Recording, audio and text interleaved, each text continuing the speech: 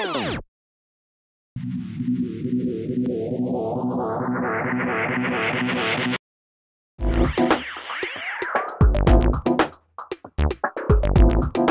commence en heureux d'être ici avec vous. Alors là, ici, il y a Margot et José au parc Sophie Desmarais à La Paillade pour cette grande manifestation qu'on attendait depuis un petit moment, Alternatiba.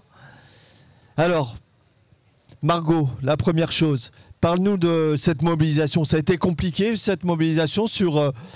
c'est plus de 300 bénévoles, je crois, ici, là, présents aujourd'hui. Donc oui, plus de 350 bénévoles, mais surtout depuis maintenant presque un an, des structures, des associations, des groupes locaux, des collectifs et des entreprises de l'économie sociale et solidaire qui ont intégré petit à petit la dynamique, et ce depuis donc décembre de l'année dernière.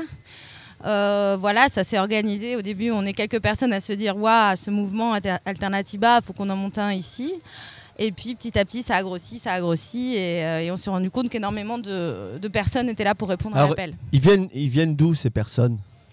Alors ils viennent d'où ? Alors comme je disais, des associations d'éducation populaire, d'éducation à l'environnement, des associations qui travaillent dans l'énergie, dans l'information sur l'énergie, des associations qui travaillent dans l'agriculture.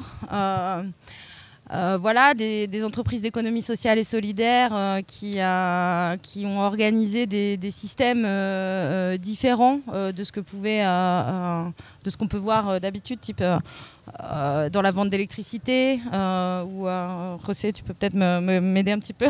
En 2013, depuis il y a à aujourd'hui presque une centaine de villages alternatifs qui ont eu lieu ou qui se préparent partout en France. Donc dans ce village alternatif, on peut trouver des quartiers thématiques. Donc on peut trouver les quartiers thématiques énergie, mobilité, agriculture, économie, et alimentation. Donc 11 médias citoyens tels qu'on est actuellement, biodiversité, village du monde, éducation, bien-être, j'ai oublié personne, numérique. Donc là, on est tous là pour présenter vraiment des alternatives concrètes, des choses qu'on peut vraiment mettre en place dans notre vie quotidienne face à un enjeu primordial et très important qui est le changement climatique. Voilà pourquoi on est là. On est là en préparation de la COP21. C'est quelque chose que beaucoup de gens ne connaissent pas ou n'en ont pas forcément entendu parler. Donc la COP21, c'est la conférence des parties qui aura lieu à Paris, et donc un grand événement national et international où tous les pays du globe doivent se mettre d'accord et prendre des engagements pour voir comment faire pour ne pas augmenter de plus de 2 degrés la température du globe.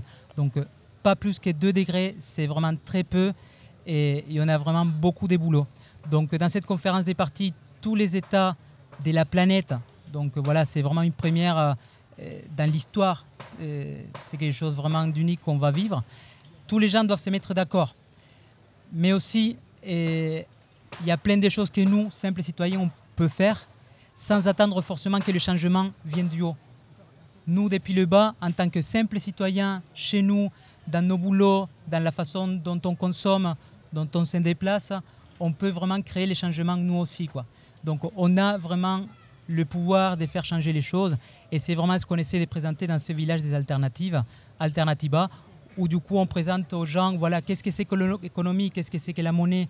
Donc dans ce village des alternatives Alternatiba, le euro ne vaut rien. Il y a une monnaie locale complémentaire qui est en place ici, qui s'appelle le Kesako. Donc qu'est-ce que c'est que les Kesako? Ouais, c'est quoi le Kesako? Donc le Kesako, c'est une monnaie qui est valable aujourd'hui, ici, c'est une monnaie éphémère où on peut acheter tout ce qu'on veut dans le village. Mais il n'y a pas que des prix fixes dans ce village d'alternatives, il y a aussi des prix libres, essentiels pour repenser à plein de choses, pour déconstruire un formatage qu'on a, pour commencer autrement. Ok, très bien. Et Margot, c'est pas anodin pourquoi on est ici, là, en plein cœur de la Paillade, hein, sur le parc Sophie Desmarais. C'est une vraie volonté d'Alternatiba de s'installer sur un quartier populaire. Tu peux nous en dire un petit mot par rapport à cette volonté ? Oui, bien sûr. D'abord, on peut le dire, le parc est magnifique. On a tous flashé sur ce parc la première fois où on l'a vu. Donc ça, c'est une des raisons. Après, sur le début de l'organisation d'Alternativa et donc les premières rencontres du collectif, le lieu, c'était primordial. Pour savoir où on allait, qu'est-ce qu'on était en train de faire, on s'est dit il faut absolument qu'on se mette d'accord pour pouvoir se projeter sur le lieu. Et on s'est rendu compte que dans les autres villes de France, la plupart du temps, ça se passe sur la place centrale de la ville ou sur des quartiers qui ont déjà en fait un certain nombre de dynamiques d'alternatives écologiques. Et on s'est posé la question, est-ce que finalement on a envie de s'adresser aux mêmes personnes que d'habitude ? Et là, on s'est dit non, on n'a pas envie de s'adresser aux mêmes personnes que d'habitude. Alors non pas qu'on vient jamais à la Paillade ou qu'on est nous déconnectés de ce type de quartier. Justement, on a parmi le collectif des personnes qui travaillent sur ces quartiers. Et donc on s'est dit c'est l'aubaine, on va aller rencontrer d'autres gens. Déjà pour nous déconstruire nos propres représentations et imaginer que c'est dans ces quartiers où a priori la densité humaine est beaucoup plus importante que dans d'autres quartiers, que c'est peut-être là qu'il faut agir en premier. Donc voilà, on espère que les habitants du quartier de la Paillade s'amusent, trouvent leur place, s'informent, s'éduquent, expérimentent, parce qu'on reviendra après les voir pour en savoir un peu plus sur qu'est-ce que ça peut changer dans leur quotidien d'avoir un festival comme ça qui s'organise ici. D'accord. Alors pour finir, moi je voulais savoir concrètement quel type d'activité là vous avez aussi découvert aussi des formes alternatives là qu'est-ce qu'on peut retrouver là sur cette journée. Alors José, il y a 1 minute pour conclure là-dessus. Simplement 1 minute. Donc on voulait vraiment faire des choses concrètes. On voulait sortir du stand traditionnel où il y avait que de l'information et rien d'autre. On voulait rentrer vraiment dans les concrets des choses avec des ateliers pratico-pratiques, de la construction, des démonstrateurs, des jeux, des conférences, des débats, des temps de partage. Voilà, c'était important que les gens passent là et qu'ils partent avec un petit quelque chose, quoi. Mais si je peux dire quand même encore un petit truc par rapport à ce week-end. Donc ce week-end donc, du 26-27 septembre, ça a été appelé week-end de la transition citoyenne, donc par le collectif Transition citoyenne.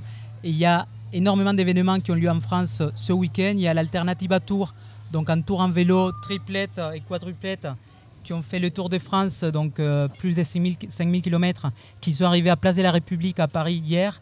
Donc voilà, sur ce week-end, il y a un grand village Alternativa à Paris, en ce moment même aussi, de la même façon qu'à Grenoble et à Clermont-Ferrand. Et il y a une dizaine d'endroits où il y a aujourd'hui des villages Alternativa. Donc c'est un week-end très important des mobilisations citoyennes pour parler des choses dont on ne parle pas forcément dans les médias traditionnels, qui sont vraiment les enjeux face au changement climatique. Et voilà, et c'est pour savoir quelle planète on laisse à nos enfants, quels enfants on laisse à notre planète. En tout cas, merci à tous les deux d'être venus sur ce plateau de Kaina TV. Je rappelle quand même que c'est plus de 350 bénévoles qui sont depuis plusieurs mois qui travaillent sur cet événement. Chapeau bas à tous les bénévoles. Et oui, José. Plus de 100 collectifs, associations, entreprises de l'économie sociale et solidaire. Plus de 100 groupes de gens qui sont là et pour vraiment faire de ce village quelque chose de réel, de vivant, d'attractif. Voilà. Merci à vous et puis on souhaite une belle journée. En tout cas, c'est pour le moment, tout se passe bien. Voilà. Merci Margot, merci José. On va accueillir d'autres personnes tout au long de la journée sur ce plateau de Kaina TV. Passez une bonne journée. Je crois que tu es à la bourre. Il faut que tu y ailles. Merci. Ciao, ciao.